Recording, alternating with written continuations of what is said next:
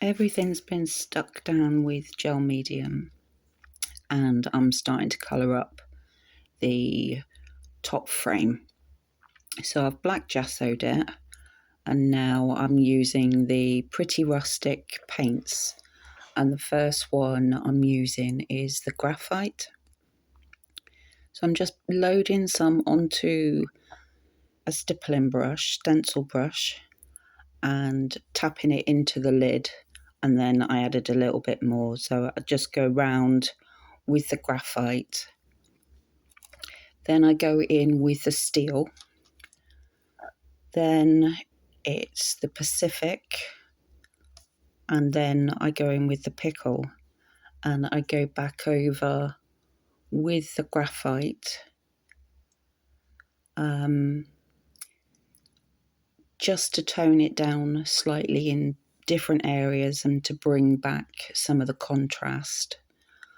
And after I've given it a good dry, I then dry brush with the Pretty Mettalic paint, Silver Sugar, and I forgot to press record when I did that.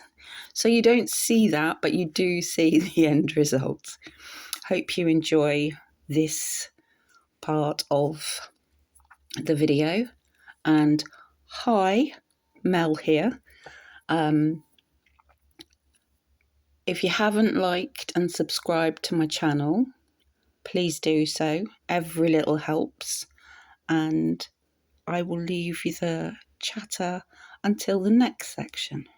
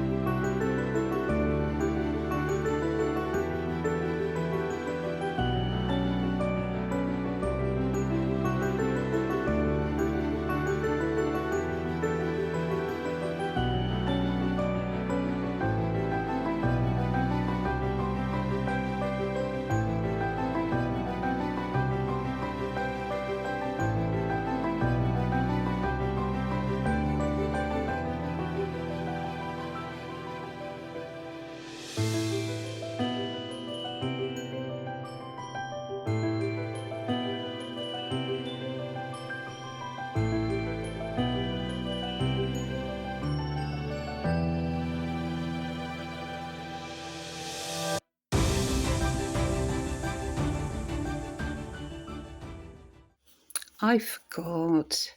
I picked up the brushes and just used what was left on the brushes to add in just a little bit more colour.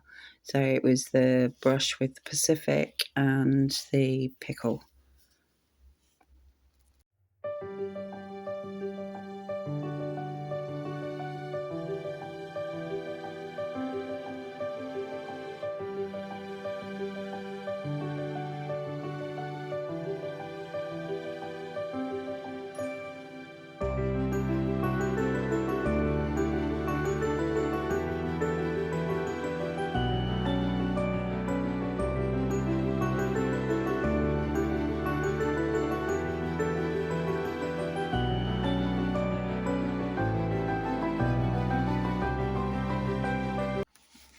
So now I'm colouring up the base, and I've stuck everything down with the gel medium, and this time I've used the white gesso and sprayed the base with some water.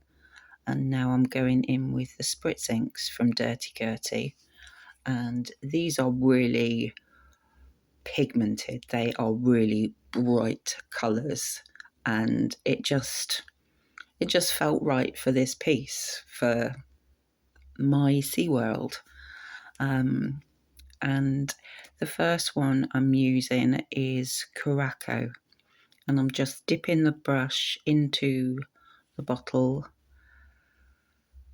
Every now and then I'll add a bit more water with the brush, or I'll add a bit of spray.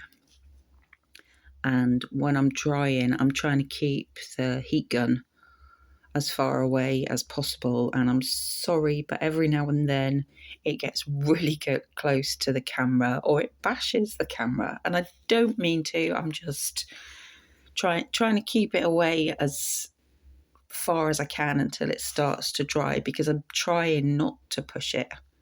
And there I just contradicted myself. There I pushed it. So sometimes I want to push it, sometimes I don't. So I'm just dabbing up the excess with some kitchen towel, because if you think about it, when the frame goes over the top, it's not going to be right to the very edges, and you'll see I'm not actually colouring up some of the bits. That's the waste from the wordage, the MDF wordage that you can get. So that's just bits of waste. So just to rise the frame away from the base. Now I'm going in with Wicked and just adding it here and there. And as you can see, I'm dipping my brush. I'm not wiping the brush off, and I'm just trying to get the ink to disperse without moving the Curacao, because obviously these are water-based products, so they will stay live, so to speak. So even 12 months down the line, you could get water on it and it would move. So just be wary of that if when you've finished a product that you've used water-based products on, don't spray polish on it, or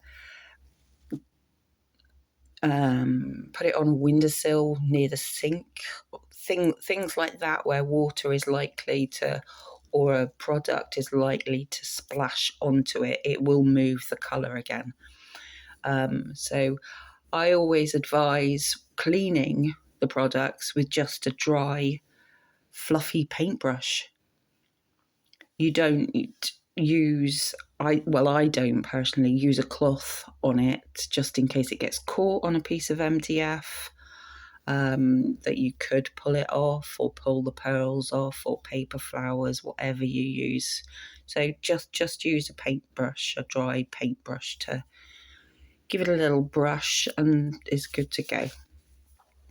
Right, so here I have used Absinthe, and I've literally just taken the top off and just put splats, and then sprayed it with a bit of water.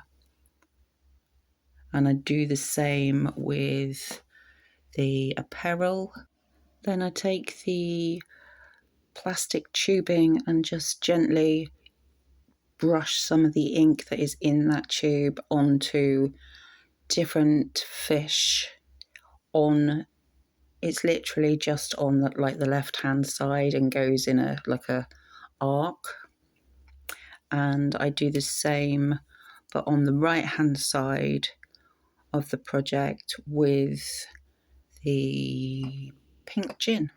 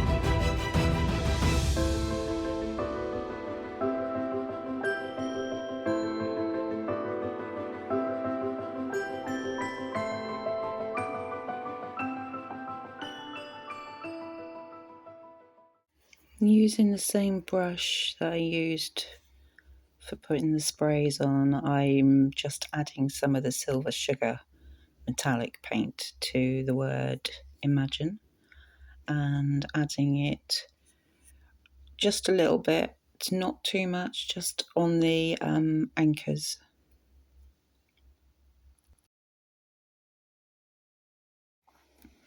We now have a bit of a delay because I'd forgotten to take the pearls out of the box, so I'm ferreting through the box trying to find the pearls, and I couldn't make up my mind whether I wanted to use the mermaid pearls or the posh pearls.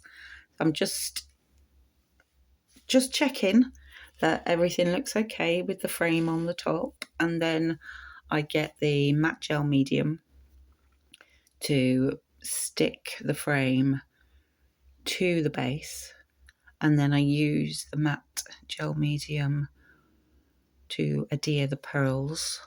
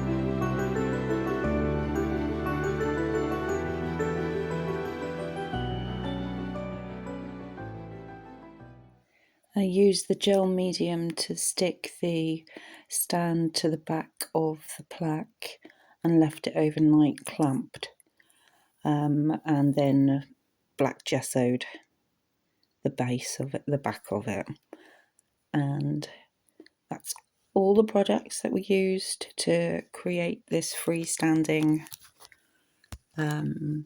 SeaWorld plaque. I hope you've enjoyed the video, and thank you so much for joining me. I'll see you in the next one. Bye.